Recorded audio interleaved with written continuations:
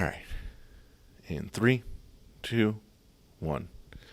Getting ready for this one. It is the championship game. Miami, Florida Southern.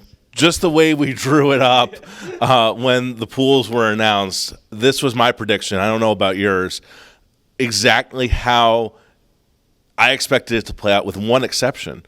Florida Southern coming in with a loss. Miami, the undefeated team. That's the only blemish from my prediction. I thought both teams were going to come in undefeated. Justin Cohen, Ethan Gainey here. Ethan, I don't know if you were expecting this, if the team was expecting this, but pretty poetic how this stuff works out. Yeah, we were expecting it. Florida Southern, that number 2 seed. But as you said, they did get that one loss, but they avenged it against Quincy just yesterday. So, they're just like us. They can win any game they play. They can also lose any game they play. Last time we played them in the championship, as I mentioned yesterday, they didn't have Marshall. They're arguably their best player. It's him and Wall, or the 1-2 punch that they rely on. So that's it. It's going to be a good game. We're going to have to contain those two.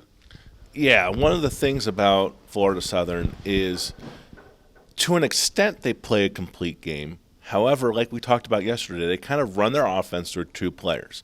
So, just my opinion, I think if Miami can stop that, then it should be smooth sailing. However, there is one part of their game that is not talked about too much. They're a very physical team, and sometimes though they can create some penalties on the other side. And while for Miami, being shorthanded isn't much of a problem, it could create some issues if this game, if Miami goes out to an early lead. The physicality could create some issues maybe down the road in the game. Yeah, that's one of the reasons we focused on, especially in the third period yesterday, hitting.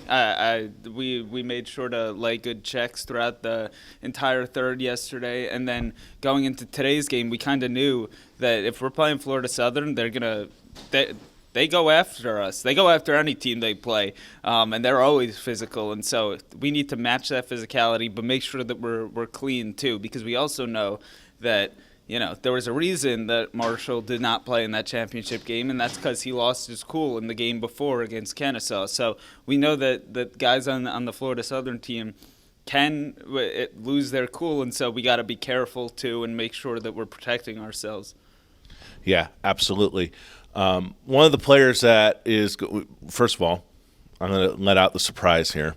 Ethan, you are going to be dressing today as a third goalie. Earned it. You earned this opportunity. Senior, your last game, regardless of outcome, this will be your last game. So congratulations on at least dressing today. Yeah, thank you. But we have been talking to a lot of the seniors as this week's been going on, and you had a chance to catch up with Billy Sincata. Ethan Gainey here with Billy Sincata, number 10 for Miami. All right, Billy, so you're a senior.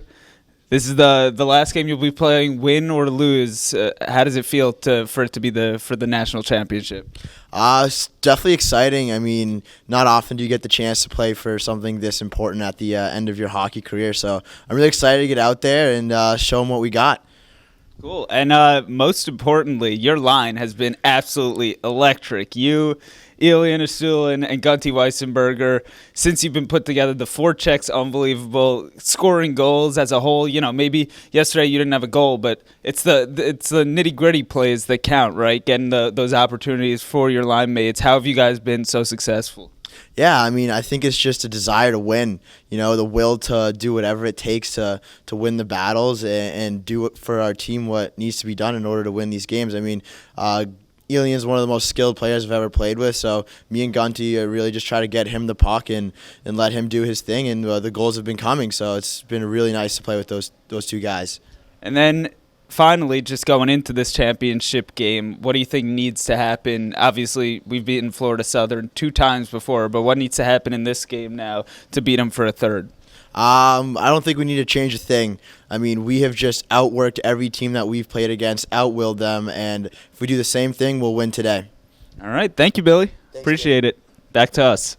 All right, Ethan, great job with that. Great job this whole tournament. We really appreciate having you here.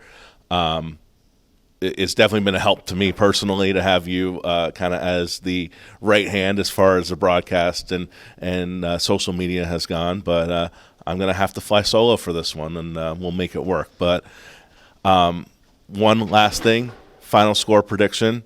I'm going with the exact same score as the loss, but flipped. I'm going 6-5 Miami. I like that prediction, but I think I'm going to have to go 4-2. Miami, of course. So there you go. There's our predictions. Here's what we're going to do, guys. After the game, win or lose, we're going to have some sort of content for you guys. Just keep watching. Follow us on social media. We'll keep you updated on what we're going to have, and we'll see you after the game. 11 o'clock, bdehockey.com.